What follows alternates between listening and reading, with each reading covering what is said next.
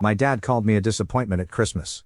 So I exposed the secret he thought he'd taken to the grave, the words hitting me harder than any punch he ever threw at a wall, harder than every lecture, every sigh, every look of quiet resentment he'd tossed my way since I was a kid. And if it hadn't been for the fact that the entire family was sitting around that living room pretending to enjoy holiday cheer, I might have said what I ended up saying a whole lot sooner, but instead I sat there staring at him, while he smirked like he'd accomplished something grand by humiliating his own son in front of everyone. Hey Reddit, buckle up, because this Christmas took the sharpest turn I've ever witnessed in my life, and if my family thought they were going to sit there and let my father tear me apart the way he always has, they weren't ready for the truth I'd been carrying for years, a truth he never expected to come out, especially not from my mouth. I, 32M, and my dad, 61M, have never been close, not in the real father-son way people talk about like it's normal to grow up admiring your old man. His name's Richard, but everyone calls him Rick, because he thinks it sounds more masculine, more commanding, more alpha, as he likes to phrase it. I call him Dad out of habit, not respect. I grew up in a house where everything I did was graded, measured, weighed and compared, usually compared to my younger brother Josh, the golden child, the one who could burn the house down and somehow be praised for creating heat. Josh and I are only 2 years apart, but the gap in how we were treated felt like entire lifetimes stacked on top of each other. He breathed and Dad applauded. I achieved something and Dad found a flaw in it. I swear the man sharpened his disappointment like a weapon, ready to swing it at me any chance he got. Christmas in our family wasn't warm or sentimental. It was a performance, one long exhausting show, where everyone pretended we were normal, functional, loving.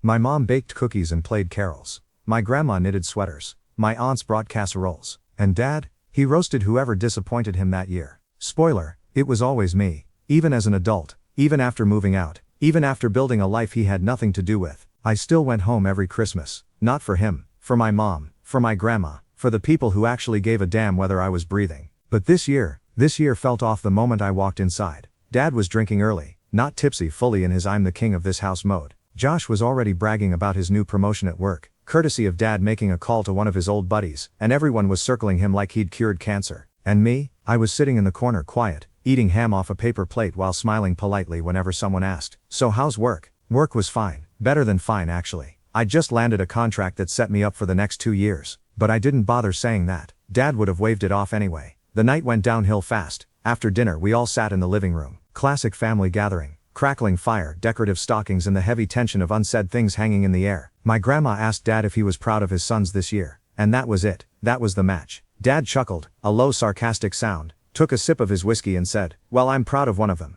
Everyone laughed awkwardly, trying to guess whether he was joking. I kept quiet. I'd learned silence was the safest way to survive him. But then he looked straight at me, pointed his glass in my direction and said, loud enough for everyone to hear, "At least Josh actually turned into a real man. Some people in this family still need to figure out what responsibility looks like." The room froze. Mom shot him a panicked look. Grandma gasped softly, and even Josh seemed uncomfortable for a second. And me? I just sat there, numb, heat building behind my eyes but nowhere to go.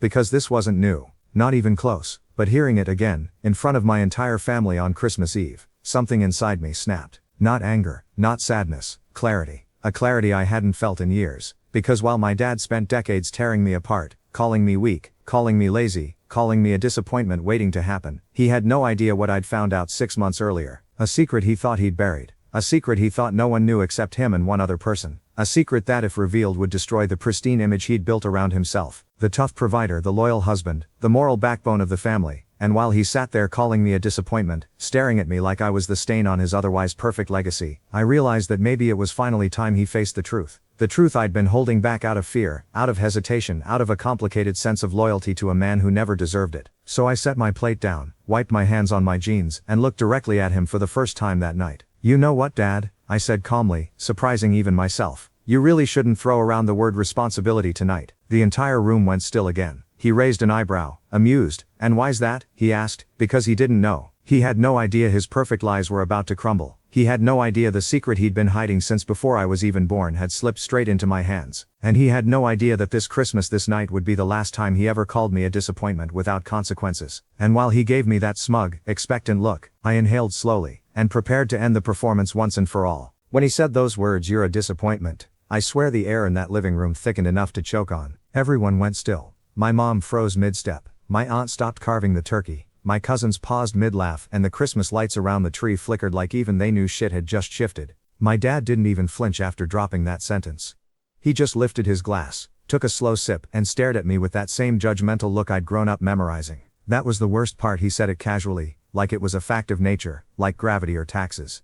He didn't say it to provoke me, or start an argument or get attention. He said it because he believed it, and believing it is worse than yelling it, way worse. I, 32 male, stood there gripping the back of my chair, my jaw clenched so hard my teeth hurt. My girlfriend, Emily, 30 female, squeezed my arm under the table like she expected me to explode. I didn't, because explosions are loud. Mine was silent, burning from the inside out. My dad leaned back, smirking like he'd finally found the perfect moment to humiliate me in front of the entire family. I'm just being honest, he added with a shrug, as if honesty and cruelty were synonyms.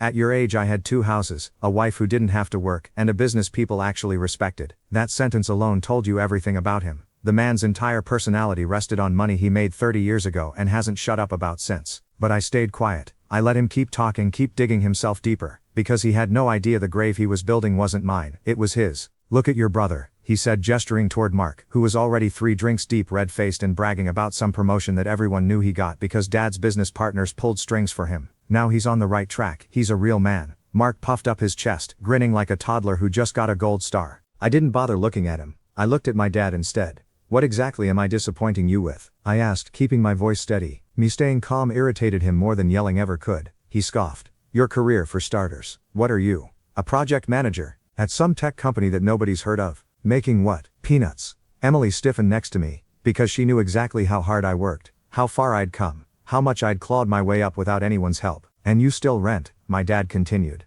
32, and renting. Unbelievable. I felt Emily tense even more. And don't get me started on this artistic nonsense you do on the side. He meant my photography, the thing that kept me sane, the thing that had actually started making real money this year. But he didn't care. If it didn't fit his narrow 1970s definition of success, it was worthless. My mom whispered, Harold, stop. But he waved her off. No, he needs to hear it. He needs to grow up. He needs to stop embarrassing himself. My aunt cleared her throat awkwardly. My cousins stared at their plates. Mark smirked like he was watching a comedy special that was written just for him. Emily let go of my arm and rested her hand on my thigh under the table, grounding me, steadying me. You done? I asked him. My dad raised an eyebrow. I'll stop when you finally act like a man. I nodded slowly. Okay. The calm in my voice made him frown, because for the first time in my life, I wasn't shrinking. I wasn't apologizing. I wasn't swallowing his words, or letting them bury me like he always expected. I was making a decision. The kind of decision you feel in your bones. The kind of decision that doesn't come from anger but from clarity. Because there's a moment, a specific moment when someone pushes you so far into the corner that you finally realize there's one way out, and it's through them. And as I stood there, looking at the man who called himself my father while knowing what I knew, I realized something. He thought calling me a disappointment was the biggest power move he had left. He had no idea how wrong he was. He had no idea what I'd found out last week.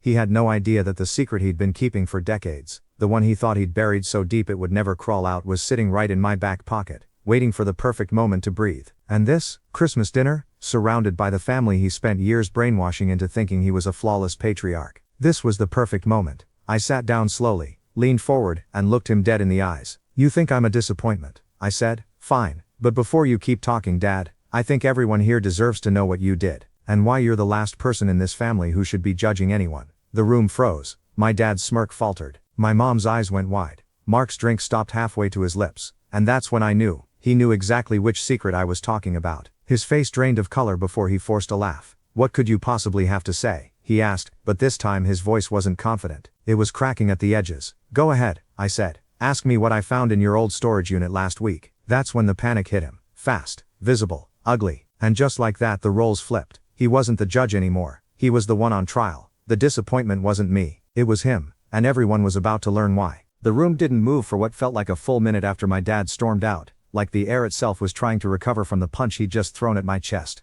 My hands were still shaking under the table, my pulse hammering against my ribs like it wanted out. Everyone else avoided eye contact like looking at me might drag them into the blast radius. But it didn't matter what any of them thought, because the second my dad turned his back on me, something inside me finally permanently snapped. I'd spent my entire childhood, teenage years, early adulthood trying to earn his approval, trying to be someone he could look at without disappointment twisting his face. And for what? For him to humiliate me at Christmas in front of 15 relatives like it was some kind of entertainment. For him to spit out the same word he'd been branding into me since I was a kid. No, not this time. Not ever again. I stood up so fast my chair scraped the floor, and everyone flinched like the noise was a gunshot. My mom whispered my name like she was begging me not to do anything stupid, but I didn't even look at her. I just walked straight toward the hallway where my dad had disappeared. Not running, Not yelling, just moving with a clarity I hadn't felt in years. When I reached the doorway he was already in the living room pouring himself another drink, his third or fourth of the night because of course he needed liquor to lubricate his cruelty. He didn't look up when I approached. "Don't start," he muttered, "go back to dinner." That was the moment I realized he still didn't think I'd ever stand up to him. That even after everything he'd done to me he still believed I would shrink, swallow my pride and return to the table like the obedient son he'd molded out of fear and shame. That belief was about to die. "If I'm such a disappointment," I said quietly, "maybe it's time we talked about why." His shoulders tensed just slightly, the first crack in his armor. "Nothing to talk about," he said. "You're too sensitive. You always have been." Sensitive, his favorite word, the label he slapped on me anytime I showed emotion, anytime I defended myself, anytime I didn't just accept whatever venom he spit at me. But tonight wasn't about being sensitive. Tonight was about the truth he'd buried so deep he genuinely believed it would never claw its way back out. "You know," I said, stepping further into the room, "you've spent years calling me weak, broken, a disappointment, but you've never once told anyone why our family was almost destroyed when I was 16. His entire body froze. The room around us seemed to shrink. He set the glass down too slowly, too carefully. "Watch yourself," he said, voice low, dangerous. And that was how I knew I had him. For the first time in my life, he wasn't in control. For the first time he was scared of me. "Did you ever tell them," I said, voice steady, "why Mom kicked you out for 6 months? Or why you took me on those late night drives where you were crying your eyes out and begging me not to hate you?" He straightened sharply. "We're not talking about this." "Oh, we are," I said. "We're talking about it right now." I could hear footsteps in the hallway, eavesdroppers creeping closer. Christmas dinners in our family always had an audience, but this time the audience wasn't here for gossip. They were here because they sensed something huge was about to break open, something that had been rotting under the floorboards for years. My dad took a step toward me, lowering his voice even further. "You open your mouth about that," he said, "and you'll regret it." I almost laughed. "What else can you do to me?" His jaw clenched so hard a vein popped near his temple. "You don't know what you're talking about," he said. "You were a kid. You misunderstood." "Did I?" I asked. "Because I remember it clearly." His mouth twitched. A flicker of panic crossed his eyes. I wasn't backing down. Not now. Not after a lifetime of swallowing every bitter thing he fed me. "Tell me what I misunderstood," I said. "Tell me why you were sneaking around with that woman from work. Tell me why Mom found the text messages. Tell me why I was the one who had to sit with her while she cried herself sick. Tell me why I was the one who answered the phone when she called the house screaming your name." His face went pale, then red, then pale again. "Shut your mouth," he said. "No," I said. "Not this time." His breath hitched. Just once. The tiniest sound. And it was all the confirmation I needed. For years I thought maybe I had misremembered, maybe I had exaggerated, maybe the trauma had twisted the details. But his reaction told me the truth. I hadn't forgotten anything wrong. I remembered exactly what had happened. I remembered the affair. I remembered the nights he didn't come home. I remembered the screaming matches. I remembered my mother throwing a plate at the wall. I remembered the way he grabbed her arm too hard. I remembered the crack in their marriage that never truly healed. And I remembered him begging me a 16-year-old kid, to keep the secret so he wouldn't lose everything. But tonight he tried to humiliate me in front of everyone like none of that had ever happened. And that was his biggest mistake, because if he wanted to call me a disappointment, fine. But he was about to learn what it felt like to have the truth pointed straight at his chest. And this time he wasn't walking away without bleeding for it. I don't know how long I stood there in that hallway after dropping the truth on the living room table like a grenade, but the sound of my father's breathing, shallow, uneven, rattled, finally snapped me back. He looked like someone had yanked the floor out from under him, and he was still trying to figure out whether he was falling or standing. My mom sat pressed against the far end of the couch, one hand over her mouth, the other gripping the armrest like it was the only thing keeping her upright. My siblings looked stunned, then terrified, then confused, because nobody knew what part of this storm they'd be pulled into next, and my dad just sat there, elbows on his knees, hands gripping each other so tight his knuckles looked bone white. I watched him try to speak and fail. The first time in my entire life I'd seen him stripped down to fear instead of anger. He finally muttered, "You think you know everything, boy," but his voice trembled.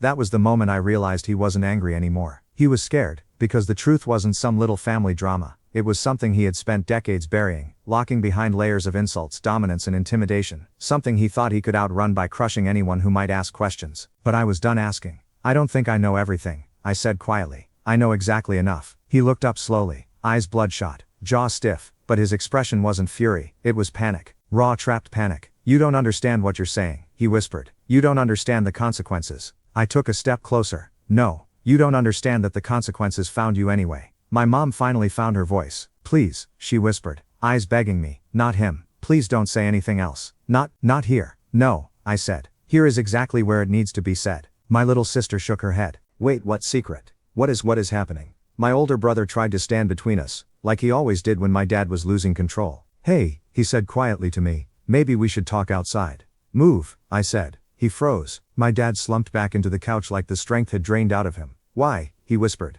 Why are you doing this? He whispered it like he genuinely didn't know, like all the years of belittling, humiliating and degrading me had vanished from his memory, like his Christmas toast calling me a disappointment in front of the whole extended family was just another harmless joke. Why? I repeated. Because you opened your mouth tonight and reminded me exactly who you are. And because you spent 25 years pretending your sins didn't exist. My mom closed her eyes, but that didn't stop me. So let's talk about the thing you thought you buried for good, I said. Let's talk about the woman you thought nobody would ever know about. His entire body locked up. My sibling exchanged confused looks. My brother whispered, what woman? My dad swallowed hard enough that I could hear it. You don't know anything, he said. But it didn't land. His voice didn't have weight anymore. I stepped closer. I know about her, I said. I know what you did. I know why mom almost left you that year. I know why you suddenly became religious for 6 months straight and donated half your savings to a church you never attended again. My mom flinched. She hadn't expected me to know about that part. My dad shook his head violently. No, you were a kid. You don't know what you're talking about.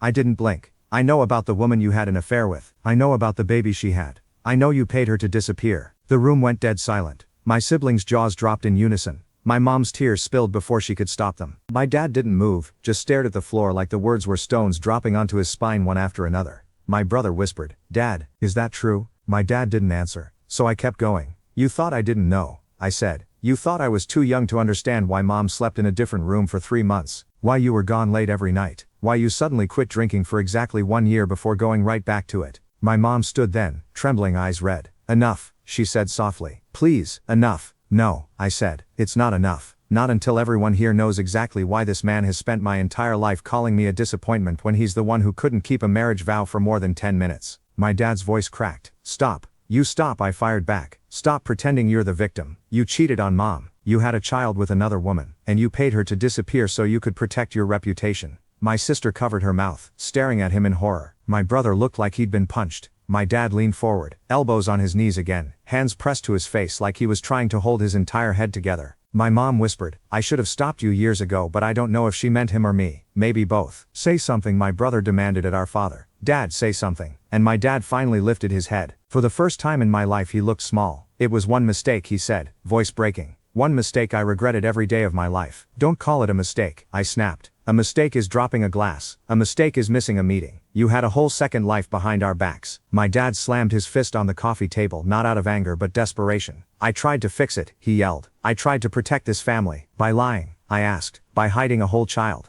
By calling me worthless every time you felt guilty about what you did. My mom finally broke down sobbing. My siblings stared at my dad like he was a stranger. And he wasn't saying any of the things I expected. No excuses, no rage, no denial. Just quiet, defeated honesty. I didn't know what else to do. You could have told the truth, I said. Even once. He shook his head. You don't understand what it would have done to all of you. It wasn't your choice to decide what we could handle, I said. You stole that from every single person in this room. My mom whispered. I begged him to tell the kids. He wouldn't. He was terrified. Of losing us? I asked. Or of losing control? My dad didn't answer. He didn't have to. Everyone in the room already knew. My brother punched the arm of the couch and stood. I can't believe you, he said, voice shaking. All these years, all the lectures, all the speeches about responsibility, and you were hiding something like that? My sister whispered. Do we have a sibling out there? My dad buried his face in his hands. I don't know, he said. She said she was leaving the state. She didn't want anything from me. She just wanted to disappear. My mom whispered. You didn't even check. And the look she gave him wasn't anger, it was heartbreak. Decades of heartbreak. You didn't even try. My father didn't move, couldn't. And for the first time in my life the power dynamic flipped. The man who had towered over everyone, controlled every conversation, silenced every argument, was silent, broken, exposed. My mom finally stepped toward me, tears streaming. Why didn't you come to me? She whispered. Why didn't you tell me you knew? I swallowed hard. Because it wasn't my secret to tell, I said. But the moment he called me a disappointment in front of everyone, he forfeited that protection. My dad looked at me then, really looked at me, and he didn't see a disappointment. He saw the only person brave enough to force the truth out of him. I'm sorry, he whispered. I'm so sorry. But apologies don't unbreak families. The room went so silent after those words left my mouth, that even the Christmas lights seemed to hum louder, like the whole house was holding its breath, and waiting to see which one of us would snap first. My dad sat there stiff as a statue, jaw locked, eyes boring into mine like he could somehow intimidate me back into being the quiet son he'd spent his life molding. But I wasn't that kid anymore, and he knew it. It showed in the twitch at the corner of his eye, The way his hand gripped his glass too tightly, the way he swallowed like something poisonous had crawled up his throat. Mom looked between us, pale and shaking, like she knew the truth was about to come crashing through the ceiling and bury everyone at the table. My sister Emily slowly slid her chair back, like she was preparing for impact. My brother-in-law froze mid-chew. Even my grandmother stopped breathing for a second. And I just stared at the man who spent 30 years calling me the disappointment, waiting for him to try the same line again. Because this time I was ready. "You don't know what you're talking about," he finally said through clenched teeth. "Sit down and stop making a scene." It was funny, really funny, how parents who spent years humiliating you never wanted the spotlight turned back on them. "A scene?" I repeated, laughing under my breath. "Dad, you made a scene the second you stood up in front of everyone and then called your own son a disappointment at Christmas dinner." Mom whimpered. "Please, can we not do this?" "No," I cut in sharply. "We are doing this. He wanted honesty tonight, right? He wanted to teach me a lesson? Perfect. Let's teach each other something." Dad slammed his hand on the table, rattling the silverware. "Watch your tone." "Why?" I said, stepping closer to him. "You sure as hell never watched yours." His face went red. "I raised you. I put a roof over your head. I taught you. You taught me nothing but how to lie," I snapped. The table collectively inhaled. Dad stood up so abruptly his chair skidded back and hit the wall. His voice dropped to a low, dangerous growl. "You're going to regret this." "Maybe," I said, "but not as much as you're about to regret underestimating me." His nostrils flared. "You think you can come into my house?" "Mom pays half the mortgage," I interrupted. "Try again." Emily gasped softly. Mom shut her eyes like she was bracing for a hurricane. Dad pointed a finger at me. "You don't know anything about what I've done for this family." "Oh, I know exactly what you've done," I said. "And more importantly, I know what you've been hiding." His entire body froze. Completely. Like someone had ripped the batteries out of him. That was it. That was the first crack. The first real sign of fear. And once I saw it, everything clicked. "Sit down," I told him. "Because you're going to want a chair for this." "I'm not." "Sit down." My voice thundered through the room. And for the first time in my life my dad actually listened. He lowered himself slowly, stiffly, like a man walking into his own execution. "What are you talking about?" Emily whispered, eyes darting between us. I looked right at her. "He doesn't get to spend his life calling me a failure while pretending his own past isn't rotting under the floorboards."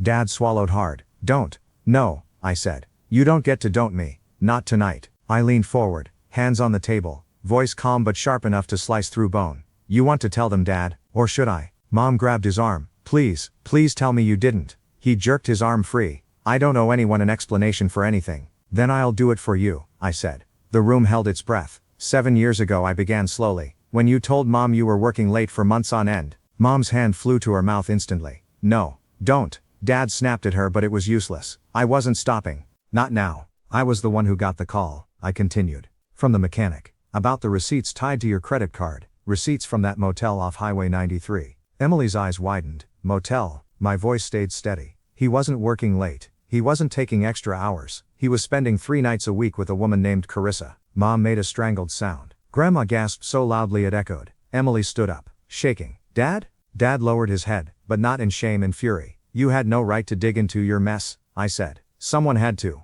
Mom was convinced you were sick, that you were hiding a medical condition. I covered for you. I lied for you." Mom stared at me in shock. You knew all these years." "I didn't want to break your heart," I said softly. "I thought he'd stop. I thought he'd change. I thought maybe if I gave him time you two could fix things." I looked back at Dad, my voice turning cold again. "But you didn't change. You didn't stop. And now you want to call me a disappointment." Dad slammed his fist on the table again. "I'm still your father." "No," I said, stepping closer until I was right in front of him. "You don't get to weaponize that word anymore. Not after everything you did." His jaw shook. His eyes darted around the room like he was searching for an escape route. "You don't understand what it was like," he muttered. "Your mother and I were going through things." Mom finally snapped. "Things? You destroyed our marriage while I was sitting at home wondering why my husband didn't want to touch me anymore." Tears streamed down her face. "You let me blame myself for years." Emily pointed at him too, voice shaking. "And you treated us like crap every time we didn't live up to your impossible standards while you were out doing that." Dad looked around at all of us, but there was no sympathy left in the room. No excuses, no ground to stand on. Only truth. Heavy, brutal, merciless. And I gave him one last strike. "You spent decades calling me a disappointment," I said quietly. "Tonight all I did was return the favor with evidence." He opened his mouth to speak, but nothing came out. Not anger, not defense, not denial, nothing. Because the truth had finally choked him silent. I straightened, feeling lighter than I had in years. "Merry Christmas," I said. "Consider the secret buried," and I walked away while his whole world finally collapsed behind him. Walking out of that house, I realized my dad hadn't actually broken me that night. He'd finally exposed himself. All those years he spent calling me a disappointment were nothing compared to the secret he'd buried under everyone's praise. And now that the truth was out, the balance finally shifted. I didn't need an apology or his approval or the version of family he pretended to lead. I just needed the truth on the table, and it was. And honestly, that was enough for me.